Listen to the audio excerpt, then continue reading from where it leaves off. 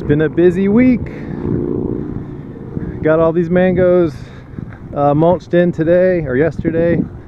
Got the mulch spread out this afternoon. Still got to spread out the mulch on the other ones. I just had the bobcat yesterday, so I dumped everything in place and I'll rake it out when I get a chance. Today I rented a mini excavator, and it was more successful than I thought it was going to be.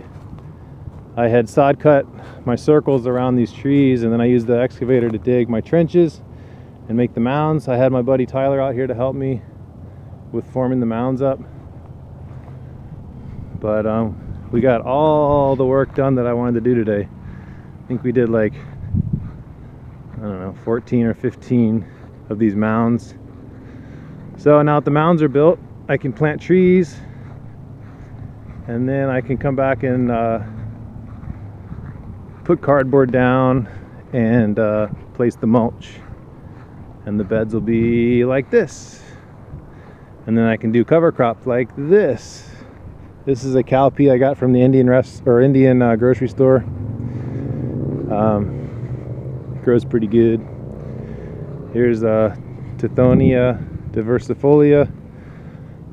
I just stick a couple sticks around each of my fruit trees. It's just kind of like a early nursery plant. Gives them a little bit of something. I was hoping it'd be a little more grown in by now for the winter. I was going to use them as my frost protection, but they seem like they're not growing super fast.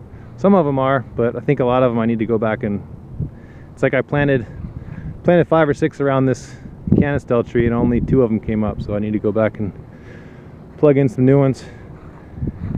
Here's the last trench from my last set of bamboo. I'm going to clean that up by hand, but excavator came in and got the dirty work done. There was a lot of roots back there, so I'm glad I didn't do that all by hand. It's going to look like this eventually. Here's some more mounds we've made. I explained how I made my beds in previous videos. Use a sod cutter to make the outline, and then I flipped over the sod, and all this area in here is going to have cardboard and mulch.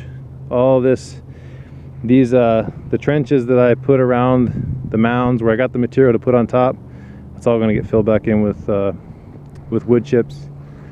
So it's going to be like my in-place compost worm bin, whatever you want to call it.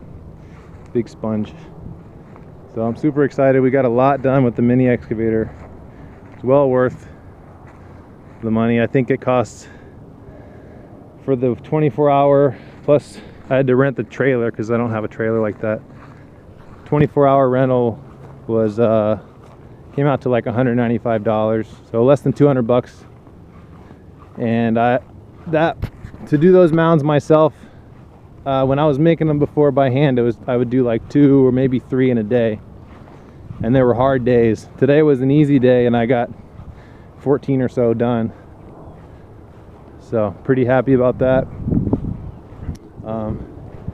Here's those mangoes again. You can see there's stakes in between these 2 rows. Those are going to be mango trees too. I couldn't do that bed because I had my cardboard staged here and I didn't want to move it, and I also don't have those mango trees bought yet. I have the ones that I planted, and once I get more, I'll plant more. And I've got three more rows staked out. Beyond this one, I have 1, 2, 3 more rows staked out, and they're short rows.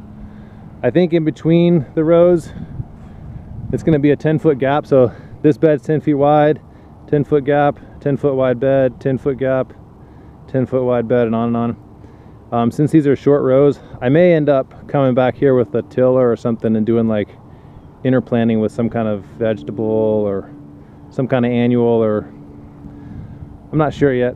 Depends on how much time and help I have.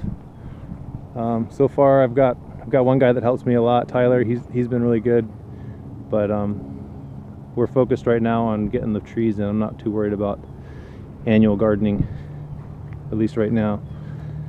Put a big dent on the wood chip pile. Still got quite a bit left. I hope I have enough to do all the beds. Sorry about the glare. Let's see if I can get out of this sun here real quick. Probably still can't see, but anyway, I put a big hurting on that mulch pile yesterday. Found some really cool mushrooms. I'll show you one of the up here in just a second.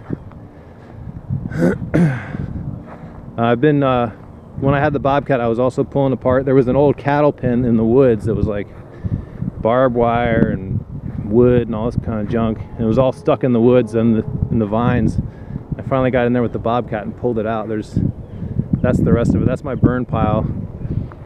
There's probably some posts I'm going to take out of there that are still useful, but most of that's going to get burned down. I'll use the ash for something. Here's another area we just mulched. Big new section of, you know, freshly mulched area. I've already got some things planted in here. There's coconuts over there. That's a little Rollinia seedling. These are red bananas. This is a, I just saw this. This is a lemon cattleya guava. And I thought that I had trimmed it back too hard where it wasn't going to fruit, but it's, lo and behold, it's got a couple of fruits. It was, the reason I trimmed it back is because it was just falling over. It was too heavy, and I wanted the tree to establish itself more than I wanted the fruit, so I was trying to give it a fighting chance. It looks like it's standing up a little stronger now, and it's a couple fruit snuck in there. So anyway, mulch is happening. I think that's it for today. See you next time.